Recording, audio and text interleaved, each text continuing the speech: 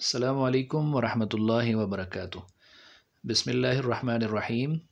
आज के इस सेशन में हम डिस्कस करने जा रहे हैं केमिकल बॉन्ड को, और ये चैप्टर है केमिकल बॉन्डिंग का, और ये चैप्टर रिलेटेड है इनऑर्गेनिक केमिस्ट्री के साथ, जिसमें हम सबसे पहले डिस्कस करेंगे कि केमिकल बॉन्ड किसे कहते हैं, केमिकल बॉन्ड की टाइप्स कितनी हैं और किस तरीके से केमिकल बॉन्डिंग होती है, और कौन सी थ्योरीज़ हैं जो केमिकल बॉन्डिंग को क्या करती हैं जी, एक्सप्लेन करती हैं। तो एक डिटेल्ड लेक्चर है, टॉपिक है ये केमिकल बॉन्डिंग का, जिसको हम शॉर्ट वीडियोस के अंदर, छोटी छोटी वीडियोस के अंदर, लेक्चर्स के अंदर हम डिस्कस करने की कोशिश करेंगे।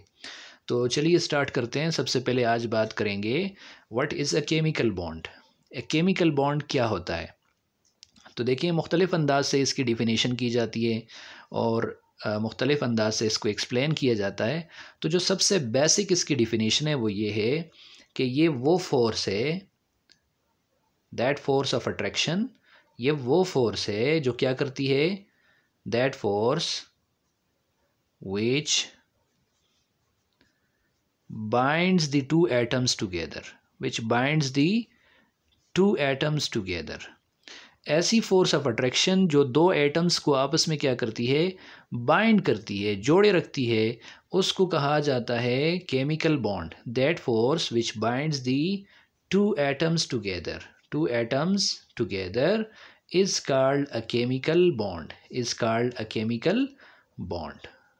ठीक है, इसको क्या कहा जाता है, केमिकल बॉन्ड कहा जाता है, इज कॉल्ड केमिकल बॉन्ड। इसको क्या कहा जाता है जी, केमिकल बॉन्ड। फॉर एग्जांपल, ये एक एटम है हमारे पास ए और ये दूसरा एटम है बी। ठीक है, अब किसी ख़ास फोर्स ऑफ अट्रैक्शन की वजह से जो ए और बी आपस में जोड़े हुए, जिस फोर्स ने इसको जोड़ा हुआ है, तो इसको क्या कहा जाएगा, केमिकल बॉन्ड कहा जाएगा। इसको क्या कहा जाएगा, केमिकल बॉन्ड।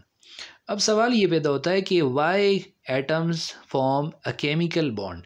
तो देखें, सबसे पहले ये सोचा जाता था और ये समझा जाता था कि atom is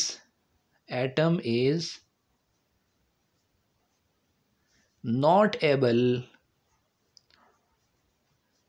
able to live independently.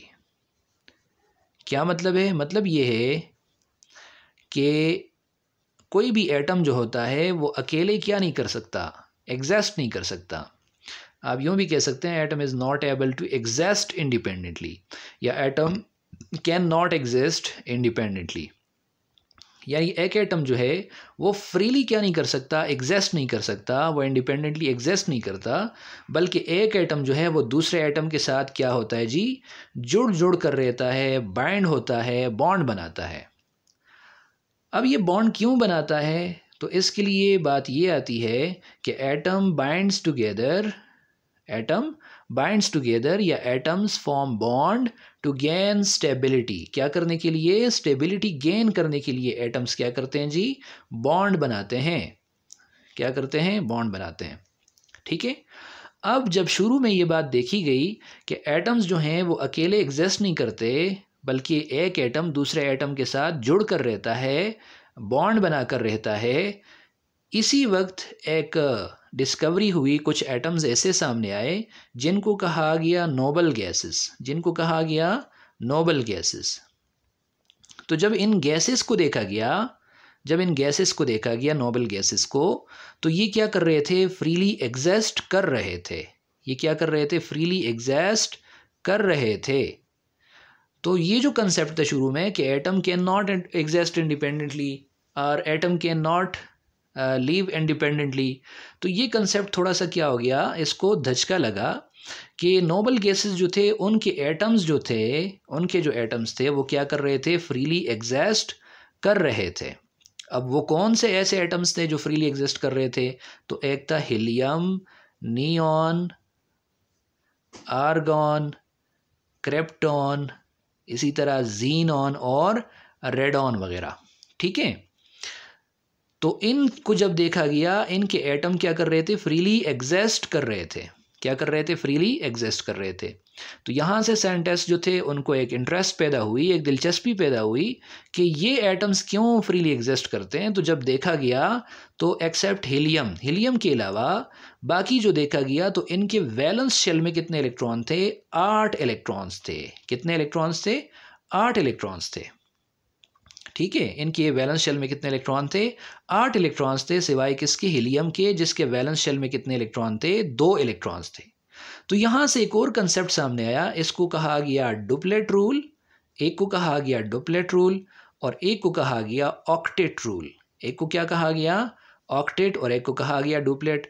Duplet से मुराद ये है कि हीलियम जो है और हीलियम की तरह दूसरा है हाइड्रोजन, ये क्या करते हैं जी, ये अपना वैलेंस शेल, चूंकि हाइड्रोजन और हीलियम के पास एक ही शेल है, तो ये अपना वैलेंस शेल जो है, पहला जो शेल है वही आखिरी शेल है, वो 2 इलेक्ट्रॉन से क्या करते हैं, कंप्लीट करते हैं। उसकी एविडेंस कहाँ से मिली कि हीलियम जो है उसका पहले शेल में, यानी आखिरी जो शेल है, पहला शेल या आखिरी है, उसके अंदर 2 इलेक्ट्रॉन्स हैं। कितने इलेक्ट्रॉन्स हैं, 2। और वैसे भी अगर देखा जाए तो पहले शेल में मैक्सिमम कितने इलेक्ट्रॉन्स आ सकते हैं, 2 इलेक्ट्रॉन्स आ सकते हैं, क्योंकि पहले शेल में सिर्फ एक ही सब शेल होता है जिसका नाम क्या है, एस, और एस सब शेल में कितने इलेक्ट्रॉन्स आते हैं, 2 इलेक्ट्रॉन्स आते हैं। लेकिन जो बाकी हैं उनके वैलेंस शेल में देखा गया कि वो अपना वैलेंस शेल कितने के साथ कंप्लीट कर रहे हैं, 8 के साथ कंप्लीट कर रहे हैं। कितने के साथ, 8 इलेक्ट्रॉन्स के साथ। तो यहाँ से ऑक्टेट रूल वाला कंसेप्ट आया। अब जब बाकी एटम्स को देखा गया कि वो क्या करते हैं जी, वो बॉन्ड बनाते हैं, तो ये बात बहुत से एटम्स के अंदर देखी गई कि वो अपना इलेक्ट्रॉन या तो क्या करते हैं, लॉस करते हैं, या क्या करते हैं जी, लॉस करते हैं, या वो क्या करते हैं, शेयर करते हैं। और उनको देखा गया तो बहुत से एटम्स जो थे वो क्या कर रहे थे, अपने वैलेंस शेल को कंप्लीट करने के लिए, कितने इलेक्ट्रॉनों से कंप्लीट करने के लिए, 8 इलेक्ट्रॉन से कंप्लीट करने के लिए क्या कर रहे थे, या तो इलेक्ट्रॉन ट्रांसफ़र करवा रहे थे अपने वैलेंस शेल से, एक एटम क्या कर रहा था, गेन कर रहा था, एक एटम क्या कर रहा था, डोनेट कर रहा था, दूसरा गेन कर रहा था, या कहीं पे ऐसे हो रहा था कि 2 एटम्स आपस में क्या कर रहे हैं, इलेक्ट्रॉन्स को शेयर कर रहे हैं। और देखा गया तो उनके अंदर भी यही कंसेप्ट क्या कर रहा था, काम कर रहा था कि वो अपना जो वैलेंस शेल है वो इस तरह कंप्लीट करना चाहते हैं ताकि उनकी इलेक्ट्रॉनिक कन्फिग्रेशन किसकी तरह हो जाए, नोबल गैसेस की तरह हो जाए। तो यहाँ से एक कंसेप्ट से सामने आया कि एटम्स जो हैं वो बॉन्ड बनाते हैं to gain the stability or to attain the stability, या दूसरे अंदाज में कह सकते हैं कि or to attain the noble gas configuration. कौन सी गैस जी, noble gas configuration. Noble gases को नोबल गैसेस इसी वजह से कहा गया कि ये क्या नहीं कर रहे थे, किसी के साथ बॉन्ड नहीं बना रहे थे। आल दो बाद में देखा गया कि कुछ नोबल गैसेस जो हैं वो क्या कर सकते हैं, बॉन्ड बना सकते हैं। और ये भी देखा गया कि कुछ एटम्स जो हैं वो जब बॉन्ड बना लेते हैं, जब उनकी बॉन्डिंग हो जाती है तो उनके वैलेंस शेल में 8 इलेक्ट्रॉन नहीं होते, बल्कि 8 इलेक्ट्रॉन से कम भी हो सकते हैं और कभी ज़्यादा भी हो सकते हैं। लेकिन जो बेसिक कंसेप्ट था केमिकल बॉन्डिंग का वो यहाँ से स्टार्ट हुआ। तो एज अ समरी ये कहा जा सकता है कि केमिकल बॉन्ड बनते हैं, एटम्स बनाते हैं टू गेन दी स्टेबिलिटी, ताकि वो क्या कर जाएं, स्टेबल हो जाएं। और स्टेबिलिटी गेन करने के प्रोसेस के दौरान एनर्जी क्या होती है, रिलीज़ होती है, और एनर्जी लो होने से उनकी स्टेबिलिटी क्या हो जाती है, हाई हो जाती है। तो ये आज का शॉर्ट सा लेक्चर था जिसमें हमने केमिकल बॉन्ड को डिस्कस किया कि केमिकल बॉन्ड क्या होता है और why atoms form chemical bond. तो इंशाल्लाह नेक्स्ट हम चलेंगे टाइप्स ऑफ केमिकल बॉन्डिंग पे, और डिटेल से हर केमिकल बॉन्ड को हम क्या करेंगे, डिस्कस करेंगे, उसकी प्रॉपर्टीज़ को, उसके फॉर्मेशन को हम क्या करेंगे, एग्जांपल्स के साथ इंशाल्लाह डिस्कस करेंगे।